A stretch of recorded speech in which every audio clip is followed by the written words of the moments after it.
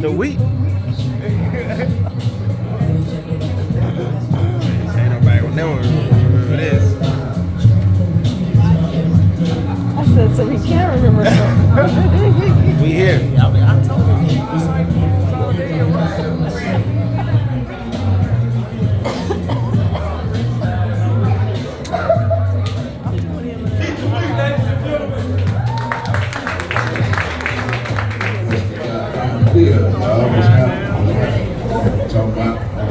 I figure I'd get up here tonight and tell y'all a few stories if I would. Understand?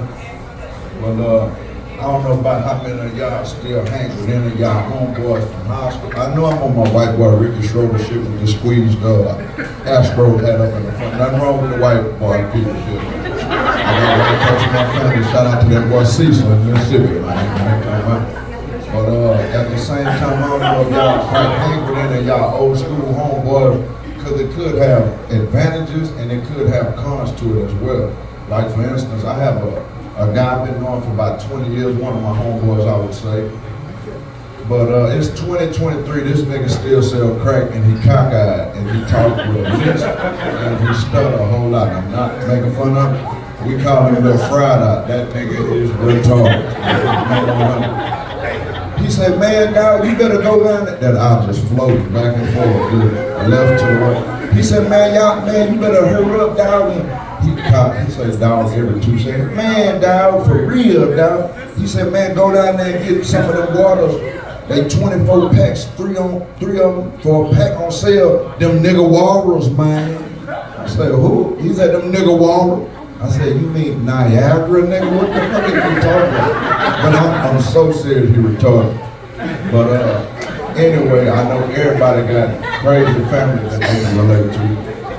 But I'm gonna talk about my Uncle Ronnie tonight. I'm gonna talk about this whole ass nigga. You know what I'm talking about? This nigga here, retarded as they come.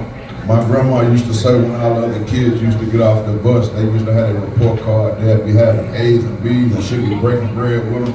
He'd come up there with straight D's and F's, just smiling and just looking, and she'd still reward him. My Aunt Judy say, why is you rewarding him, Mama? And he got D's and F's, we got A's and B's. She said, man, it was just as hard for him to get them D's and F's. That y'all got. No knock to him, the nigga went to the military for about 20 years, retarded as they come, but he tried to talk proper. He did every drug known to mankind. So he tell me, I'm Keith. He talking about, look, Keith, you need to go to that military because I know your daddy died, but you still can talk to the dead Keith. I'm nigga, what? He talking about, at the end of the night, your daddy comes to me and sit at the end of my bed and says, you need to get Keith to go to the military. And I said, that's what you really up here telling me right now? I said, well, the next time my daddy come to you, you tell him take his motherfucking ass to the military. Alive, dead or not, it is what it is. No knock to the military, it's just not my forte, it is what it is. So, he one of them niggas like, I ain't trying to steal Mike Epps jokes, but you know that dude that, how Mike Epps will say, they go to the Christmas play and that dude up there dressed like the court jester, and they looking at the program like, man, this dude done killed 59 people. Do they know what they got? But he retarded. So when he get out the military, he start working for the hospital, and I don't want to talk about him all night. So this nigga buffing the floors, but they got a big fancy name called environmental technician or some shit like that, but he buff floors. So he hears somebody coding, he hears somebody flatline, beep. He come to the rescue like he Batman. He talking about, I'll save him. This nigga go in there, he trying to bring him back to life. They end up flatlining anyway. Not saying it was his fault. They had a big lawsuit on him, and he had to write a letter so he could save his ass. You know what I'm saying? So he was like, when my grandma was still alive, she said, "What happened, Ronnie?" He said, "Man, I went there trying to save the man, but I don't know what happened, Mom. He just coded." She said, "Well, let me see your letter." This nigga had on the letter, no joke. It said, "Everybody bussy point the finger at me and don't even know the situation." He didn't say busy. He said bussy, B-U-S-S-Y. Everybody bussy point the finger at me and don't even know the situation. My grandma said, "Rewrite that for that boy, cause he's finna go to jail for it." I said, "It is what it is." Well, his brother And I'm not just trying to throw my people under the bus, because my uncle Eddie, he smoked that dope too, I'm just gonna be honest. So I'm staying in Houston for about 10 years. I go move back to Lamar from Galveston County with him. He like, yeah, man, you gonna be staying here, just stay out my way, man. I'm like, he said, some of my friends coming over here, we gonna look at some old yearbooks. I'm man, nigga, I know what y'all finna do up there. It's a dude come down the street named Too Tall and Possum, and these are his running buddies, but I say, hey, I'm not judging. So he say, hey, he tell me one day, hey man, he just mean as a snake for whatever reason. He said, man, go in there and fry some burgers, man. I want to go stay at my grandma's house. That's where he's staying since my grandma passed. I'm like, I gotta come stay with this nigga. God damn. He said, man, go in there and fry us up some burgers, man. I said, yeah, I guess so, man. I go in there, I look at the meat.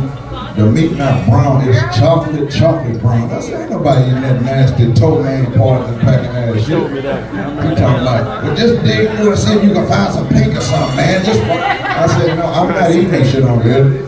He said, well, go give it to the dog. I said, I'm not giving it to the dog. Peter and all them damn people be over here, you try to get that damn dog. You can be out of college like a mother. You can't do that to that dog. But, I don't know, so I'm gonna say this before I get up out of here. You know what I'm saying? So, not very long ago, my daddy had passed away. Don't feel sorry for me, so I just went over there at the hospital. He passed, I actually had to close his eyes for him. I felt him take I heard him take his last breath. I said, damn, that's my nigga, I'm gonna miss that boy. So they ushered me out the room, I came up out of there. And I came back in there, I seen a black lady, she had the sheet up, and I promised the Lord, she said, look at all that dick on the waist. I came back now with tears in my eyes. I said, man, I'm gonna miss you, dog. I said, whoa, she covered it up. I said, now raise that motherfucker back up. I said, man, that ain't my real daddy.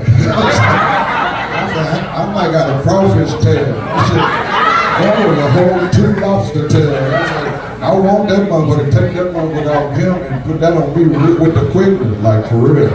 But now, I ain't gotta say no homo or nothing. It looked like they used to feed him big grapes and pecans or something, like it had a mind of it on. I said, man, that's not my real daddy. I see why my mom is bipolar to this day, and that's no knock to her. I tell my homeboy, I said, yeah, man, my mama, you know, she going through a little episode, she might got to go to the hospital. This big old nigga, he about 6'6", 280, Big Wayne. Nigga from Gals, he leaned over, he said, yeah, what, mama got a little autism. Is this a poem? I said, nigga, what the fuck is a little autism? I said, no, nigga, she bipolar, and you talking about a little autism. I think the word you trying to say is autistic, but no, nigga, she ain't autistic with your good and stupid ass. But at the same time, it is what it is. I just want to come out here and I let my people one time for y'all mind. I want to say rest in peace to Bernie Mac. Rest in peace to my boy Robin Harris, you know what I'm talking about? And it is what it is, and I'm gonna do it how it go, man. Good luck.